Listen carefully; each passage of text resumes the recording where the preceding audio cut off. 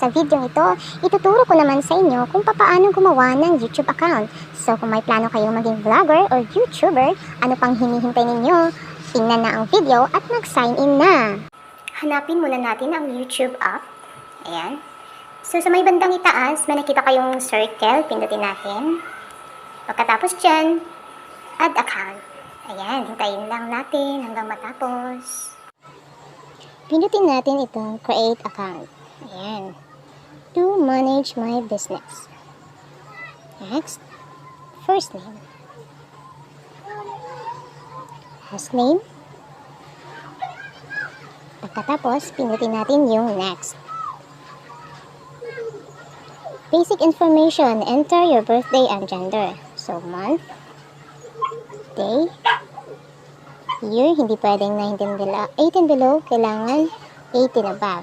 So, gender, female, and then, pindutin na natin yung next na nasa ibaba. So, dito, may nag-suggest na naman silang dalawa. So, pwede din naman kayong mag-create your own. Actually, pareho lang naman yung process na ginawa natin sa last video natin kung how to create Google account. Kasi isa lang naman yung patutunguhan nito eh. Kung gagawa ka din kayo ng YouTube account, pareho lang din naman yung process na ginawa natin sa Google account. Kasi email account lang yun yung kalalabasan nito. So, ayan. Create a Gmail address. So, ang email address ang gagawin natin.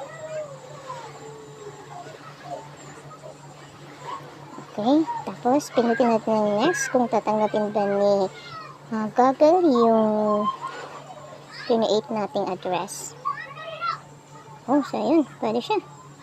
Okay, so kung halimbawa nahihirapan kayo mag-create ng address, pwede nyo naman yung pindutin yung dalawa doon sa sinuggest nila kanina. Pumili lamang kayo ng isa doon, tapos tuloy-tuloy na din yung process. And then, password. Create a strong password with a mix of letters, numbers, and symbols. Kayo na bahala kung mag-create ba talaga kayo ng mix of letters, numbers, and symbols. Ano yun sa inyo? Pero mas mabuti kung mas madali yung mong natatandaan para hindi mo talaga siya makalimutan. And then, next. So, ayan. Google, add phone number. Kailangan natin mag-add ng phone number kasi i-verify ni Google yung account na ito. So, kung hindi ka mag-add ng phone number, hindi verified yung account mo. Tapos, pwede mo naman siya i-skip and then, dito tayo sa yes, I'm in. If your account info, you can use this Gmail address to sign in later. Okay. Tandaan natin yung Gmail address na ginawa natin. Pagkatapos, pinutin natin yung next. Google privacy and terms. Pwede mong basahin. And then, pinutin yung I agree na nasa ibaba. So, ayan.